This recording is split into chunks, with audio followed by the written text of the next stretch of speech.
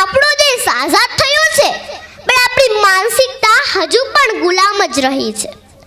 આપણા ભારત દેશમાં 37 પ્રકારથી પણ વધારે ગાયોની શુદ્ધ જાતિ છે, પણ છતાં આપણે વિદેશમાંથી જસી ગાયો લાવ્યા છીએ અને આપણી દેશી ગાયોને કતલખાને. યાદ રાખજો, જ્યાં ગાય કપાતી હશે ત્યાં ગાય જ રહી, પણ 33 કરોડ દેવી દેવતા કપાય છે. સાથે કૃષ્ણનું હૈયું અને હિન્દુ ધર્મની આસ્થા કપાય છે.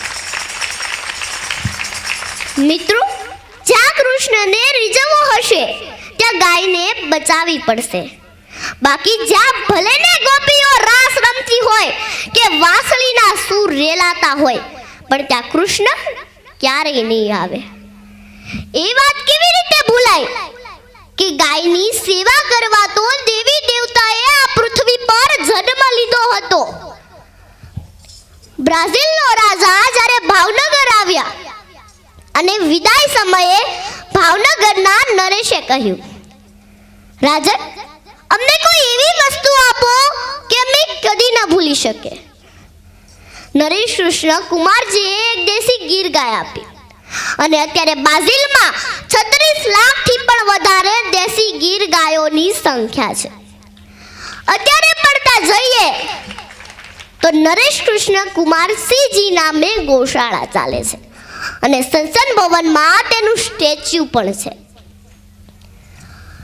શ્રી કૃષ્ણના ફોટામાં જે ગાય જોવા મળે છે તે આપણી ખૂંદવાળી દેશી ગીર ગાય છે અને તેના ખૂંદમાં સૂર્યના ગો નામનું કિરણ છે.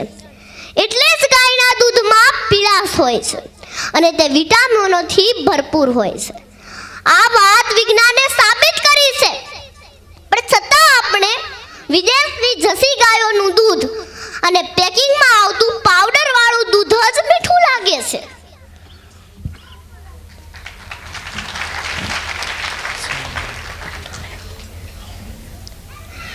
આપણા આજે શહેરમાં 5 સારી ગાય પણ જોવા નથી મળતી. રસ્તે કચરો, પ્લાસ્ટિક અને ગંદી ચીજો ખાતી જ જોવા મળે છે. આવી લાચાર ગાયોની આંખોમાં એકવાર જુઓ ને તો માત્ર કરુણતા જ જોવા મળે છે. ભારતમાં પ્લાસ્ટિક નાબૂદી અભિયાન શરૂ થયું, પણ કચરો અને રોટલી આપણે પ્લાસ્ટિકમાં જ જોવા મળે છે. કચરો ખાનારી ગાય દેશની પ્રજાને એક જ સવાલ પૂછે છે. મારો વાક એ જ છે ને કે હું હિન્દુ ધર્મની માતા છું. સાહેબ, આ દેશમાં એક માનને જ કપાવવું પડશે, વેચાવવું પડશે અને થાળીમાં પીરસાવવું પડશે. જો આ રીતે ગાય માતા કપાતી રહેશે ને તો એક દિવસ એવું આવશે કે આ સૃષ્ટિ પર એક ગૌ માતા નહીં હોય. પછી ક્યાંથી મળશે આપણે ગુણકારી પવિત્ર દૂધ? જ્યારે વાત હોય ગૌ ભક્તિની, ત્યારે આપણા સૌમાં ગૌ સેવા દેખાઈ આવે છે.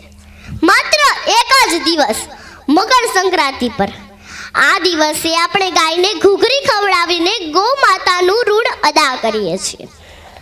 પણ એ વાતથી ક્યાં આપણે અજાણ છીએ કે રોજ કચરું ખાનારી ગાયને આ એક દિવસની ઘૂઘરી પચતી નથી અને તેને આફરો ચડે છે.